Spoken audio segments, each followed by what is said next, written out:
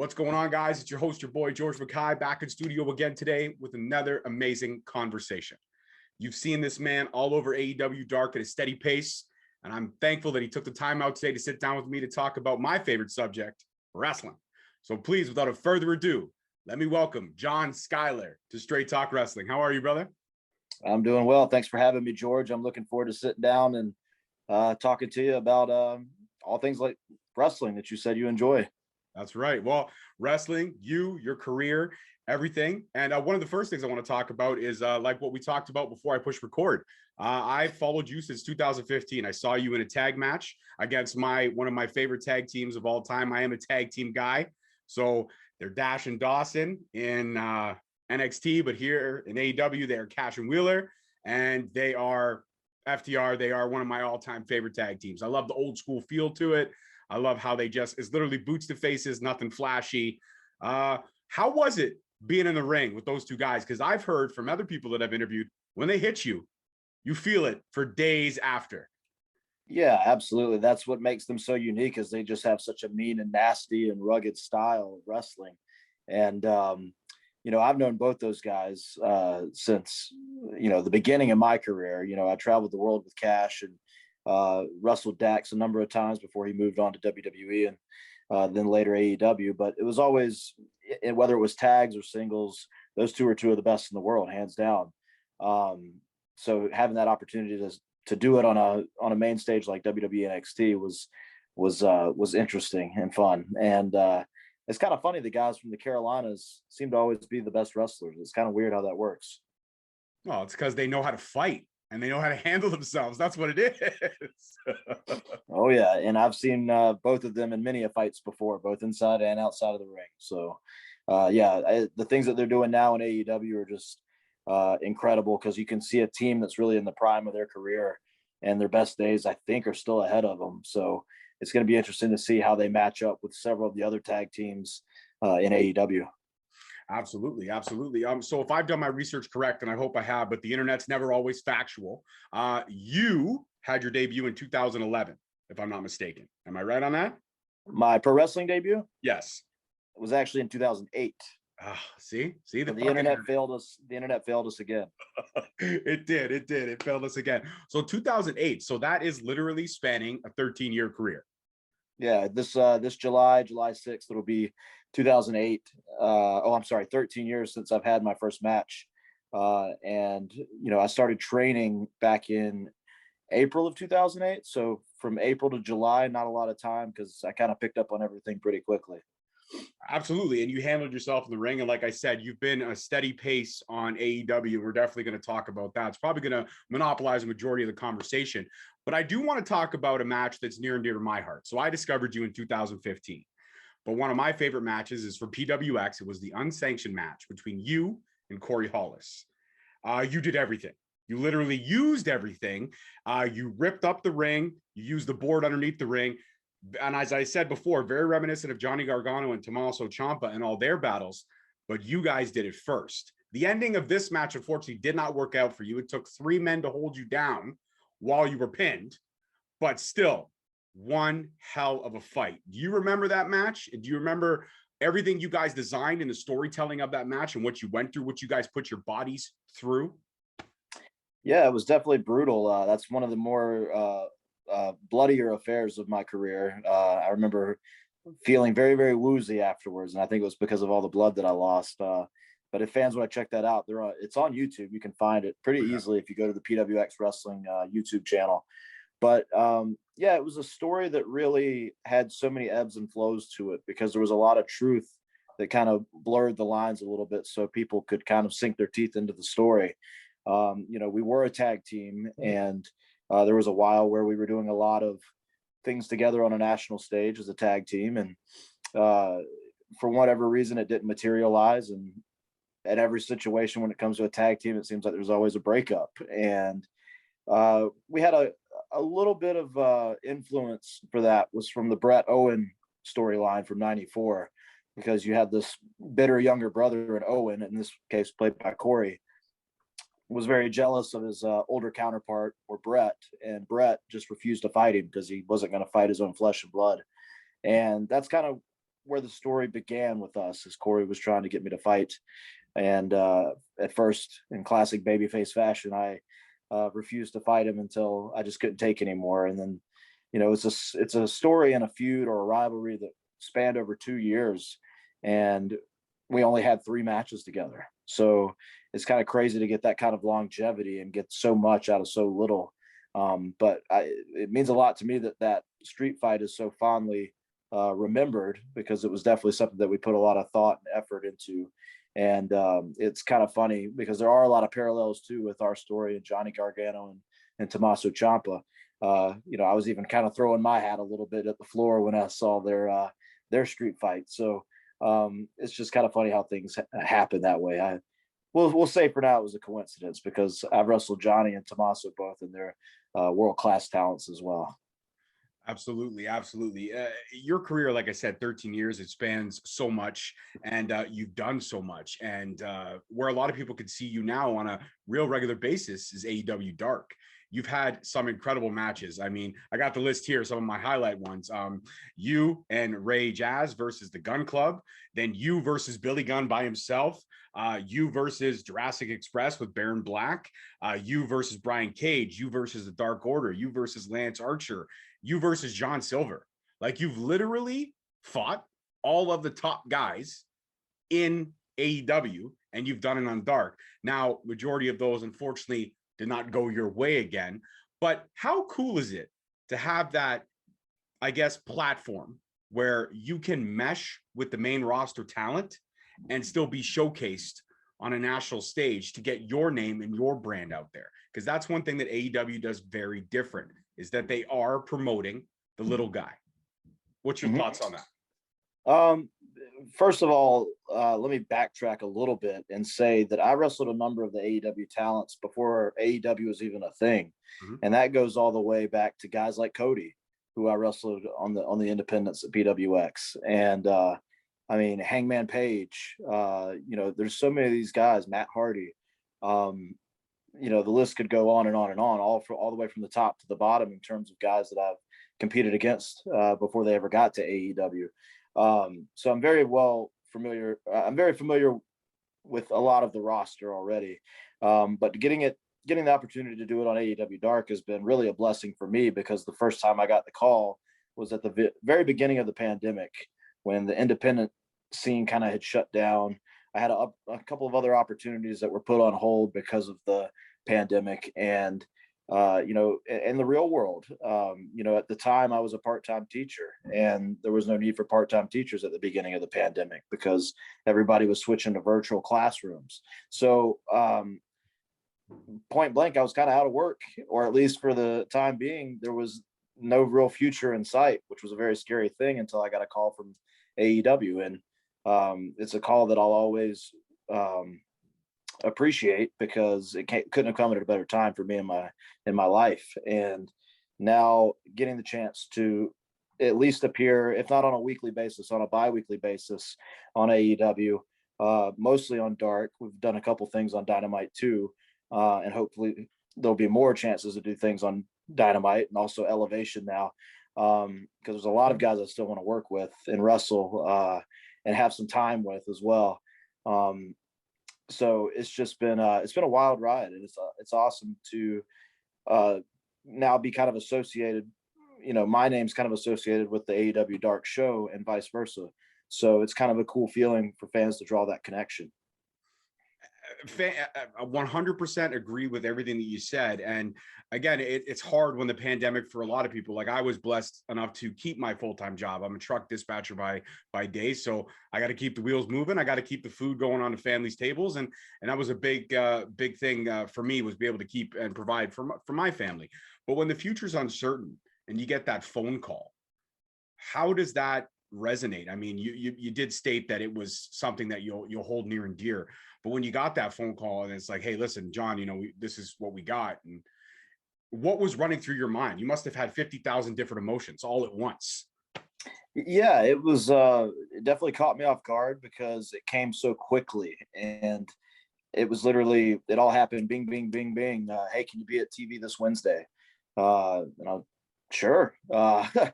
and there's always that sense of excitement and a little bit of nervous energy because you always want to find out before what you're doing, and you never know. A lot of the times we don't know anyways. But it was just a new journey, and that with the new journey always comes, a lot of excitement. And it was, I was wondering who am I going to wrestle? Is it going to be Pac? Is it going to be Ray Phoenix? Is it going to be Pentagon?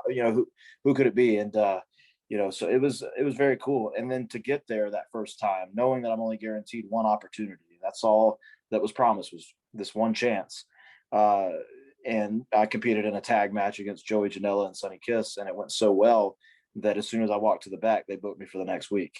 So, and that was when I wrestled Billy Gunn, was that following week. So, yeah, it's just been crazy. And to have a lot of the coaches there now, like Dustin Rhodes and Dean Malenko and Arn Anderson and Jerry Lynn, speak so highly of me because I grew up watching all of these guys. And Arn especially has always been a big hero of mine and one of my all-time favorite wrestlers. He's the first wrestler I ever saw live as a kid. He was in the very first match of the very first show that I ever went to. So to have him kind of sing your praises now, that's a big step in the right direction for me. And it's sometimes I have to just pinch myself and make sure that this isn't all a dream. We're all fans. We're all fans at heart. We're all fans first and foremost. And all those names you mentioned, I just got goosebumps. If Arn Anderson came up to me and said something like, "Great job, kid," I would probably just be like, I don't need to do another thing for the rest of my life. Arn Anderson just said, "Great job" to me. I'm going to go ahead and retire. This is the peak of the mountain. So would you say that that's your defining moment? You associating Arn Anderson with the first match, the first show you ever went to? Was that the reason you fell in love with wrestling? Or what's your defining moment in wrestling where you fell in love with this business? Well, there were a couple of moments as a kid. I remember, I still have one older brother. And by association, I kind of liked everything that he liked just because I wanted to hang out with his friends when I was a kid, and probably really bugged and annoyed the piss out of him. But he went through his wrestling phase. Then of course I went through my wrestling phase. He kind of grew out of it, and I never really did.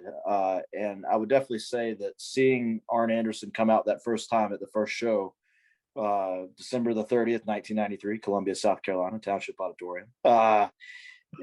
Seeing him come out to wrestle Shanghai Pierce on a WCW show, I remember vividly about every little detail about him walking to the ring, where the spotlight hit him at right, just the right angle. And, he did that thing where he covers his, shields his eyes and kind of looks over the building, and the place just kept getting louder and louder and louder. And, that's something that obviously sticks with me even to this day and had a lasting impression on me. In terms of wanting to become a wrestler, I think the thing that really turned me on in terms of, okay, this is the goal that I want to pursue, was the Iron Man match between Bret and Shawn from WrestleMania 12. And obviously the match is fantastic. A lot of people on the internet might say that it might be a little bit, overrated, but again, we already know that the internet can be wrong sometimes. So it's just a fantastic match. But really the thing that I take away from it was the buildup and the training montages and the training videos from Bret and Shawn, because it was, in my generation anyways, it was the first time you were seeing, two good guys fight for a title at WrestleMania. I think before that it was probably Warrior and Hogan, but I was still a little too young to remember that. So for my generation, it was kind of Bret and Shawn, and that rivalry and it kicking off there at WrestleMania was kind of the thing where I said, you know what, I think I'm going to be a wrestler when I grow up. I think that's a great moment. I think that's a great match. And you're right. The internet, I love the internet. It's filled with keyboard warriors. Everyone that's got an opinion can go ahead and type out that opinion. And as a podcaster myself, I get it all the time. I get people cracking on the style, the way I approach my interviews. And that's one thing I always correct everybody is I don't do interviews. I have conversations, and conversations are things you remember. 2 years from now, I'll sit down and I may message you out of the blue, and you may be, one of the big top guys in AEW. And I'll be like, "Hey, John, we sat down 2 years ago. Not sure if you remember me." And I'm hoping you will. And that's the impression that I want to leave, is just having those great conversations and those great moments. And that's a great moment. And yes, you're right. The internet's full of shit, and keyboard warriors are a dime a dozen. But what do you think about now in this particular time period of wrestling? And this is always great to get a wrestler's perspective, somebody in the business. The forbidden door, as it's been called, has been busted wide open. Actually, it's been bulldozed, knocked down, thrown a bazooka at it, and a grenade's been dropped over it too.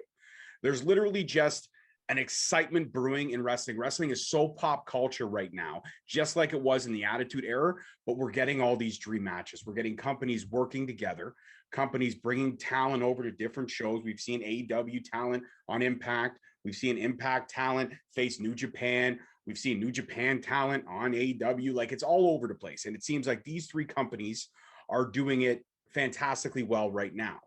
But a lot of people forget that ROH and New Japan have always had that working relationship. And if it wasn't for ROH backing up All In, there really wouldn't be any AEW. And I think people seem to forget that. And it was Nick Aldis that reminded me of that when I sat down with him. So what's your thoughts on that? That everyone's all excited about this Forbidden Door, but it has been done before. I think anytime you see two companies work together and cross promote, it's going to bring excitement and unpredictability to our sport. And anytime it happens, as long as it's done for the right reasons, I think it's always a positive for professional wrestling, because there is an excitement that comes along with it. It's very reminiscent for me as like the Monday Night Wars. Now you have a feeling of, well, who's going to show up on Impact this week, or who's going to show up on AEW? Like a few weeks ago, Kenta just popped up on AEW randomly from New Japan. You don't really know who might show up on a given show when. Juice, Finley and Juice Robinson, they've been making appearances on Impact Wrestling now. So it's just, it's exciting. It's a very exciting time. Yes, it's been done before. Sometimes it's been done at a success, and sometimes it's been a colossal failure in other cases. We can all sit back and say, what if, and remember when, but I think right now it's being done, as you said, just about as good as it's ever been done before. And, there's, for a guy like me who doesn't have his name on paper with a guarantee anywhere yet, still classified as a free agent, it provides somebody like me who's been waiting 13 years to get a break. It provides me and guys like me and girls like me with options. And to know that you can go to a place on Wednesday night and then show up next Tuesday on another wrestling show and not get heat for it, it's pretty cool knowing that there's that kind of open door that's been kind of busted down, or invisible door, or whatever the term is for it now. Because I have, worked for Ring of Honor. I've worked for Impact Wrestling. I've worked for Ring of Honor, New Japan. I've done, I've worked for pretty much every company on some, part-time basis now, over the last 13 years. So it's just good to have options.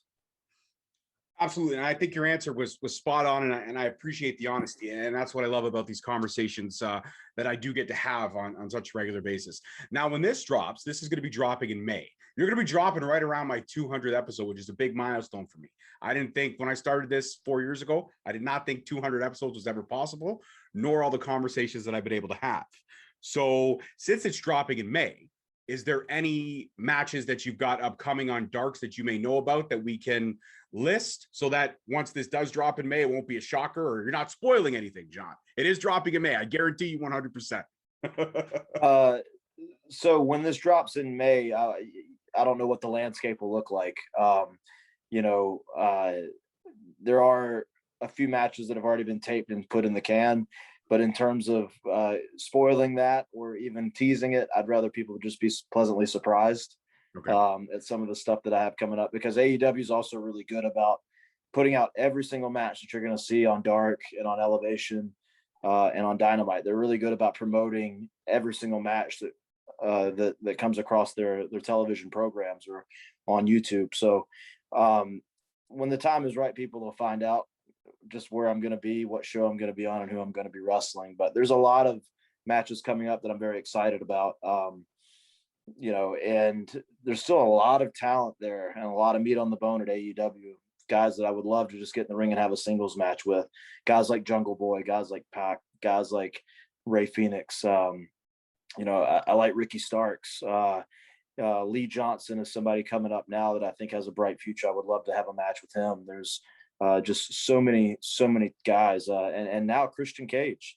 Him and Chris Jericho both have always been guys that have been on my bucket list, and just to think that there's a slight chance that maybe one day I'll get to wrestle those two guys is like mind blowing to me. And Christian especially, I think when people see a lot more of his stuff in AEW, they're going to just see exactly what he's still capable of doing and how many matches he still has left in the tank. And it's a lot. So there's a lot of excitement in the air right now if you're a guy like me waiting for the opportunity to wrestle so many talented people on one roster. Again, I can't disagree with anything that you said. And you mentioned a couple Canadian boys, and I'm from Toronto, so we do breed the best wrestlers. I'll put that on wax. Canada breeds champions. We do. We can list them all. Carolina's in Canada. They're neck and neck. That's right. 100%. I agree with you completely. You've mentioned sometimes when you go to dark, you don't know who you're facing right off the hop. So how hard is it to, let's say you got one of the producers or bookers coming up to you and say, okay, John, you're going at Jungle Boy tonight. So go. You guys go, you dissect the match. How hard is it to really conduct that story or build that story when sometimes you may not know till a half an hour before you're supposed to walk out there and tape as to who you may be telling the story with? Well, that's the beautiful thing about the roster there is everybody's so talented that it's not that hard at all. Now, some days it's a little bit harder than others, but and yet you never know what curveball is going to be thrown your way. There's been matches that were supposed to go out on television that got canned right before we were supposed to start taping just because of time constraints or one reason or another. There's been matches that have been taped that never aired for a variety of reasons. So there's a lot of curveballs that get thrown out there. And it's not always, believe it or not, there's not always a negative reason as to why something doesn't air. Sometimes matches are so good when they're taped for dark that they say, we're going to save this and air it on Dynamite. We're going to redo it for Dynamite because it was so good the first time. So when I say things don't air, it's not always a negative connotation to it. And I hope people realize that. Yeah, it's not that hard at all when you're in there with professionals, and there's so many professionals at AEW and so many seasoned veterans that just, it's a night off every time you go out there with some of these people. It's just incredible the level of skill and talent and depth to the roster of so many. I mean, I feel like I'm beating a dead horse, but just so many talented professional wrestlers. You're not beating a dead horse. You're hitting the points that need to be hit. And one point that I think is interesting, and again, somebody that's on that kind of inside track, this is a question that you may be able to answer with a little bit of truth to it. And I know you'll be honest with it, because that's what we are here. Straight talk. We're straight up. It is what it is, and it's said how it's said. A lot of people are stating, again, those wonderful keyboard warriors that we talked about. Hi, internet, you all fucking have an opinion. Everybody is ran their mouths when Big Show got signed, ran their mouths when Christian Cage got signed, ran the mouths when like AEW's bringing over all the old talent, and everybody's saying, or some people are saying, not everybody, some people are saying, oh, it's WCW 2.0. I actually disagree with that statement. I know why all these stars or all these legends are being brought over. Christian Cage has a lot left in the tank, so I'm actually excited to see what he could do. I had a little mixed reaction when he came out. I was like, oh, it's great to see him back, but the way it was built, I don't know, it just made it seem a little bit more higher than Christian Cage, and that's not taking anything away from it. It just seemed that way. But I could see why Big Show was brought in. He was brought in to work with a lot of the big guys to show a big man how to move around the ring. And I can understand why Tully's there, because there's so many guys that are tag team oriented, and putting him with Shawn Spears, putting him with Cash and Wheeler. He's got so much knowledge. Arn Anderson, again, always being in Cody's corner, makes logical sense because there's knowledge there. Billy Gunn is a coach behind the scenes. So bringing in all these older guys that are kind of, their careers inside the ring are winding down, but they still have a wealth of knowledge to pass on. What's your thoughts on that? If some people saying it's WCW 2.0, but I actually know the real reason, it's because there's so much knowledge that these guys can pass on, and so many professionals and young up and comers in AEW, that why not have all these legends there for somebody to pick their brains when needed? Yeah, absolutely. You're 100% right. They're invaluable behind the scenes when you look at guys like Jake Roberts and Arn Anderson and Tully Blanchard, and behind the scenes, yes, all these guys have something to offer because of their experience and their knowledge. And it would be foolish of somebody like me to not be there to pick their brains and sit in on the classes that they have, before we ever start taping television. And just sessions like that, that nowhere else in the world would offer something like that. But I think a lot of it also comes down to name recognition and name identity. I think, yes, Sting is in his 60s, but Sting's one of the biggest stars in the history of professional wrestling and made his career on the Turner Network. So when you have somebody like a Darby Allin, that the old school fans that might have been holding out on watching wrestling again for a while might not know the name Darby Allin. If you put a Darby Allin with a guy that they do know in Sting, all of a sudden it helps elevate Darby Allin to another level.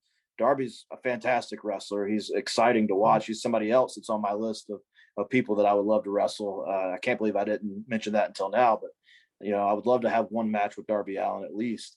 I think putting him with the Sting is done wonders for his career, and now he's even perceived more so a main event talent than he already was.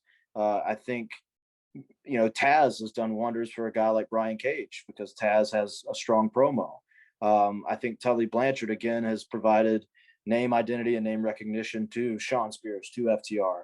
Arn Anderson, you can put him with now a Lee Johnson in the Nightmare Family, and now Lee's going to get better, and Lee's going to be elevated because he's with Arn Anderson. So there's so many things like that where it's not like they're wrestling matches every week. If that was the case, then there might be an argument. But and even somebody like a Paul White is got some sort of name identity to him, and he's got value, whether it's behind the scenes, behind the commentary table, or maybe one day as a special attraction match. Andre the Giant didn't wrestle every night. Andre the Giant didn't wrestle on every pay-per-view, but when Andre the Giant wrestled, it was always special. So hopefully, if that's the case, Paul White could be a huge attraction at some point for AEW. So I think there's a lot of good, and I think when people get so up in arms about it from Jump Street, they just kind of need to let it have time to see how it plays out. You can't see the forest through the trees sometimes, and I think some people are so quick at times to say, "Oh, this sucks, this is bad," and they haven't even given an entire episode to marinate or register. So they've already just made up in their minds for some reason that it's going to be bad and terrible. Well, that's how we are as a society now, John. Everybody's oversensitive. Everybody has an opinion. Again, right before I've been opinionated sometimes. I've started watching movies, especially movies that I hate. My wife's forced me to watch, like anything with Jennifer Lopez. Ugh. So it's hard. And 5 minutes in, John, I already know that I don't want to be there anymore. I will get up. I will fight. I'll clean the kitchen. I'll do laundry other than sit down and watch a Jennifer Lopez movie. Okay, but society is over opinionated. But you're right. Sometimes marinating needs to happen. So maybe walk away from it, go back and watch it another day. See if you can get 15, 20 minutes, 30 minutes into it, and then give it that time to marinate. But you mentioned something pretty cool. And again, this is something that I didn't know because I'm not in the know. The classes that they have beforehand, are they open to anybody that's at Dark or at Evolution that night? Let's say Arn Anderson is like, okay, guys, I'm going to have a 1 hour Q&A kind of in the back. Anybody that want to come by, come by. Is that kind of how it works? Or are they like scheduled on a bulletin board or something like that?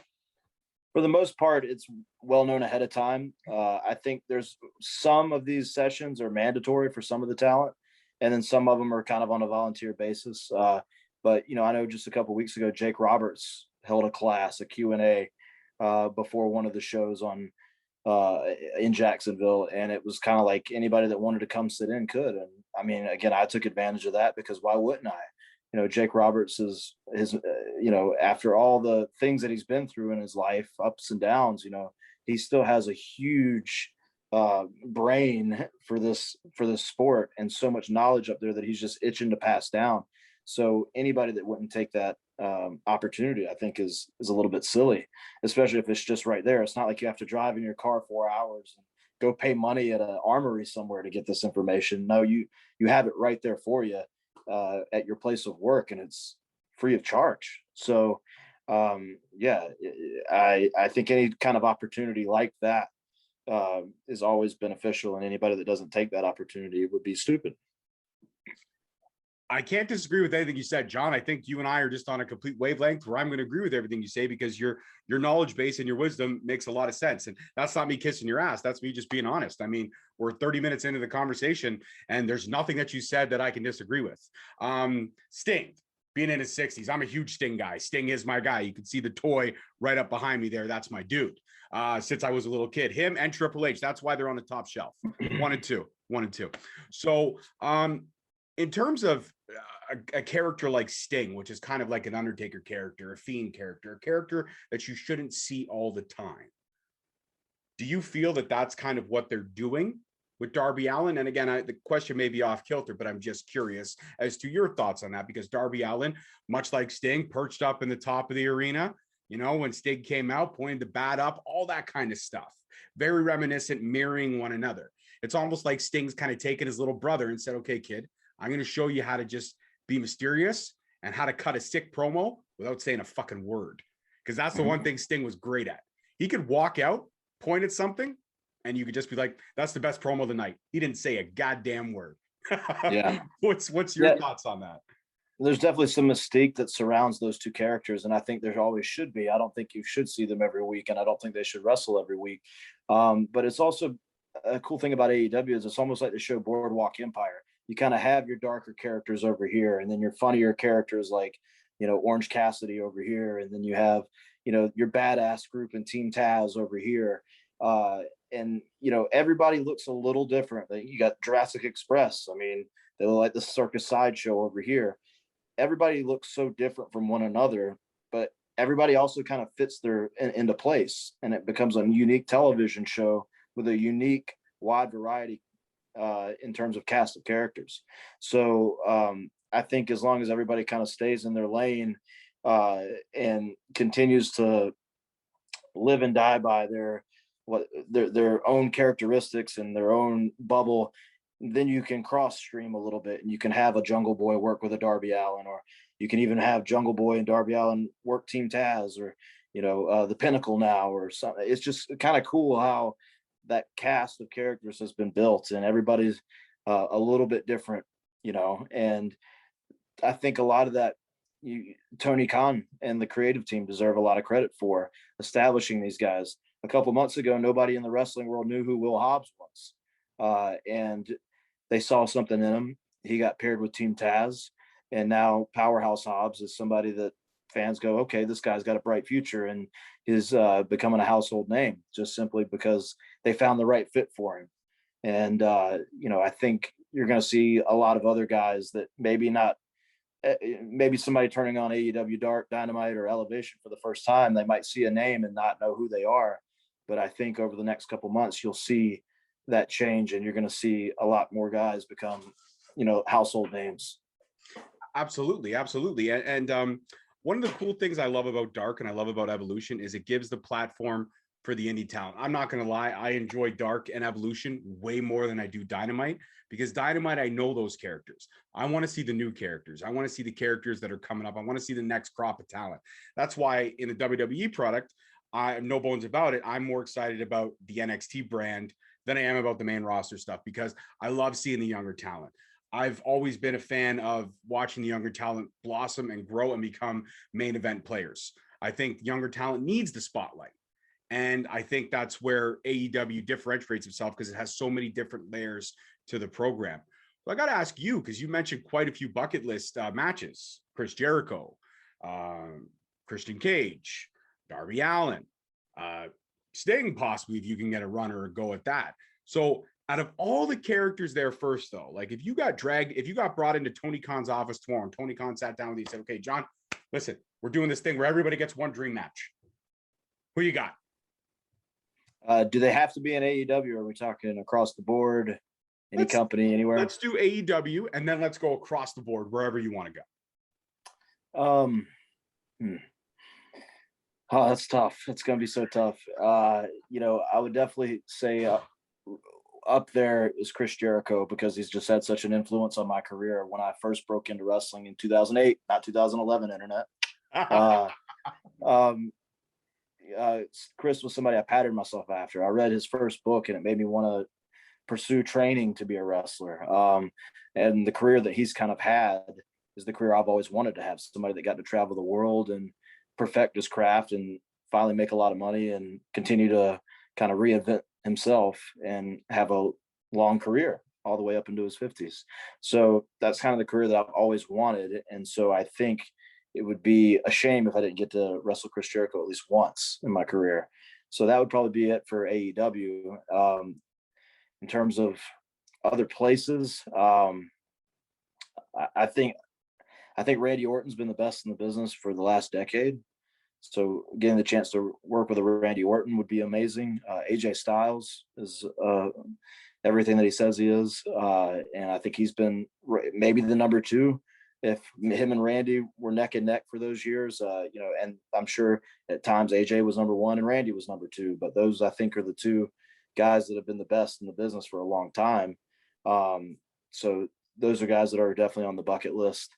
Yeah, man, there's probably a lot, and I think I feel almost bad even leaving off Christian Cage just because I think his match with Frankie Kazarian was fantastic, and I think he's going to have a lot more matches like that in the tank at AEW. So I feel bad kind of even leaving him off the list. So Fair enough. And I think those are great choices. And I think I think the most exciting thing about you, John, and what I've liked about you since I saw you in 2015 is that you remind me of the everyman, somebody who's going to go out there, handle what they need to handle, but first and foremost, tell a great story. And your career spans 13 years, not 10, 13. So out of all the matches you've had and out of all the amazing talent, like I said, I could search you up on YouTube and I could have went down a YouTube rabbit hole for 6 weeks. I would have had to reschedule this interview because I would have had to gone down that YouTube rabbit hole. But out of all the matches that you've had and all the amazing opponents that you faced, is there one that sticks out to you that you could say in your 13-year career as it stands right now, that is one of your strongest bodies of work? So you're asking me all these tough questions. That's what I do here, brother. Straight talk, man. We do it straight up. Yeah, I think one of the times everything really clicked for me was a singles match that I had in PWX with Johnny Gargano. It was a cold match. There wasn't a lot of build up to it. And it was the first time we'd ever really even met each other.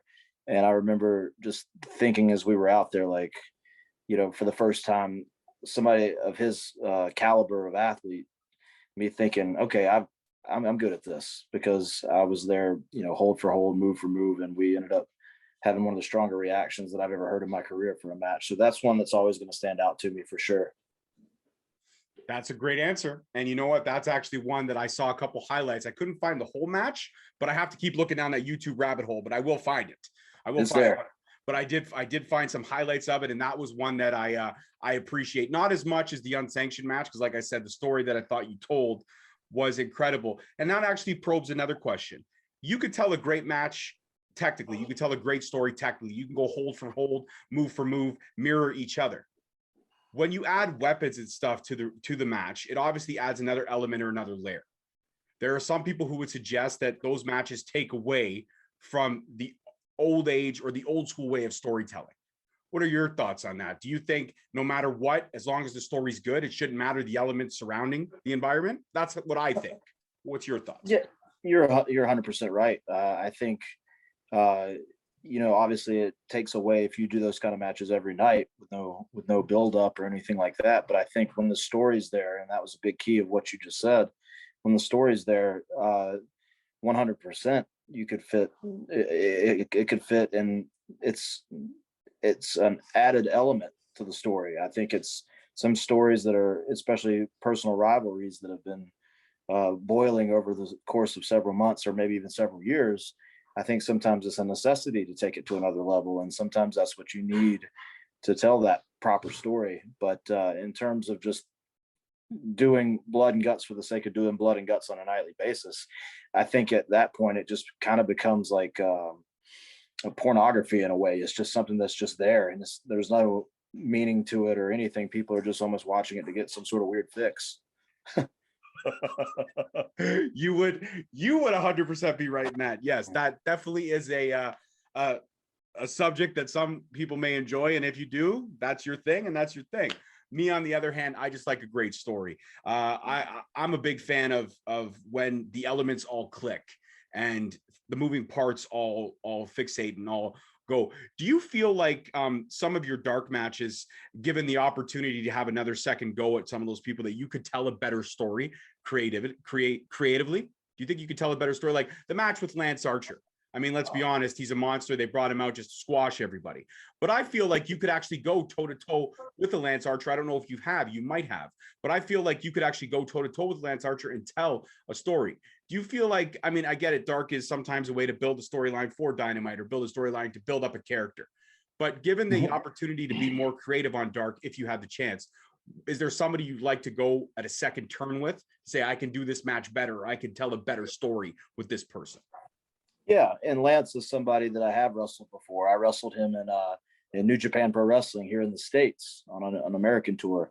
And you're right, we definitely could, if given some time, tell a longer story and a more concise story with more meat on the bone, more depth to it. But in terms of having a second go around at anybody, there's a couple. I would like to have a singles match with Jungle Boy, especially after the match that he had with Dax on Dynamite. I thought they had a fantastic job, and I think the Jungle Boy has one of the brightest futures in all of AEW. So having one singles with him would be great.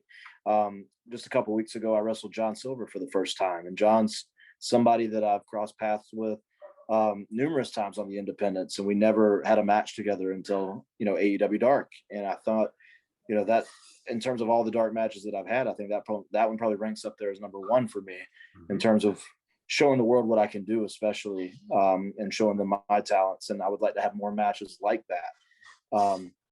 But if I had to pick one, I would definitely say Jungle Boy, because I definitely think he's got a huge future, and I think even somebody like me that's been around 13 years would only get better wrestling somebody like him. I agree with the Jungle Boy statement. I 100% agree with the John Silver match. That one was one of the ones that really entertained me, and I thought the story that was told was great. You are a free agent, so you're not really tied down anywhere. Obviously, you've built a reputation in AEW, and your brand is growing. But there's a promotion that I think you'd fit in well just based on the talent that they have. And I think, given the opportunity, you would thrive in an NWA. I feel like you have the ability to bring the new school and the old school together. And there are some cats in NWA. Again, I don't know if you've faced, but Slice Boogie, he's one of my favorites right now. I think you two could tear the house down. I would love to see you go at Murdoch, Chris Adonis. Like, there is so much talent over there that I think you would flourish in an NWA environment. So I guess that probes the question. Being a free agent, you're not tied down anywhere, and the forbidden door has been kicked wide open. But if an opportunity came to showcase your talents at a place where you could permanently showcase your talents, obviously, I think I know the answer, but you would take that opportunity 150%. Yeah, and I'm, more than impressed with the things that NWA is doing right now, especially the unique feel that NWA Power has. I definitely think I could flourish there. Obviously, growing up in the Carolinas, that's a huge NWA territory. It's probably the NWA territory in terms of the Mid-Atlantic. So it would be kind of cool to do something there. I've wrestled for Billy Corgan before when he ran Resistance Pro out of Chicago, and me and Billy have always had a pretty good relationship. And he's got a unique mind for this business because he has and provides a different perspective. He's coming from the world of rock and roll where, they also create a different kind of art. And so he's got that creative mind where he comes up with some wacky ideas, and, it's just a unique, different perspective on everything. And Billy grew up a huge wrestling fan, so it doesn't shock me at all that he's doing so well running the NWA. And there's a ton of great guys there, like you said, with Murdoch and so many others. There's guys that I've already wrestled that are there. There's guys that I would love to work if I got the chance to just one time. So it's not a far shot at all, or it's not too much of a long shot, I would say, for me to do something there if given the opportunity. Absolutely. John, what can I say? This conversation has been killer. I knew it would be. I want to thank you for the time today. And before you go, please shout out your socials. But before you do that, look in the camera, give me that John Skyler intensity, and let them know who they're watching and who they're listening to. And also, if you want to congratulate me on my upcoming 200 episode, that'd be cool too. So first of all, congratulations, George, on 200 wonderful episodes of of Straight Talk. If people are watching this and they haven't watched the 199 that preceded it, or episode 200, 201, 202, 5002, they need to be watching Straight Talk with you, George, because you're the man. You have an awesome chain, you have an awesome hat on, and you have an awesome action figure collection. So people should be watching you all the time. Much love, John. I appreciate that, brother. I really, really do. Now let the world know where they can find you and follow you and your journey as you reach for the stars. Yeah, people can find me on social media, on Twitter and Instagram at the John Skyler. It's SKYLER. And I have a YouTube channel where people can see old matches, promos, anything that there is to see of me and my career prior. And Pro Wrestling Tees, I got a store on there. All over social media, people can find me, and I'm always easily accessible, if people want to reach out and buy merchandise. I might be one of the more fan-friendly wrestlers in terms of communicating with fans. So people can reach out to me directly on any of those platforms if they want to buy any sweet merch or memorabilia or anything like that. Absolutely. And take my word for it, guys. He's really awesome to hit up by Instagram. I hit him on the DMs on Instagram. He got back to me right away. And now we're sitting down, we're having a conversation. John, it's great to know you. It's great to watch your career and the 13 years that you've had and what's upcoming in the future for sure. And now I could say that not only did I have you as a former guest, but I consider you a friend. And if there's ever a part 2 down the line, you're now officially a member of the Straight Talk Wrestling family. Anytime you want to come back, by all means, please. I'd love to do it again because I think you are an awesome talent, and I can't wait to see how bright your star shines. Thank you for having me, George, and there will definitely be a part 2. Fantastic. All right, guys, that's it for this one. I'm your host, your boy, George Mackay. Don't forget to follow the socials to find out who next week's guest is. And this one was great. Again, I want to thank today's guest, John Skyler, for coming on Straight Talk. I appreciate you. Peace, love, and wrestling. We'll see everybody next week. Thank you so much for listening. Don't forget to tune in next week for another great episode on all available podcast platforms and hosted on Podbean. Also, check us out on YouTube at Straight Talk Wrestling, on Instagram at Straight Talk Wrestling, on Facebook at Straight Talk Wrestling, and on Twitter at _Straight Talk. And if you feel the need to buy some sweet merch, check us out on ProWrestlingTees.com. Leaving the scene with no trace, none in my league. You out of place. I'm not at the top. I'm outer space. Can't eat with us. We're out of place. I'm doing fine. I'm feeling great. You're not my fan. You can't relate. Straight Talk going.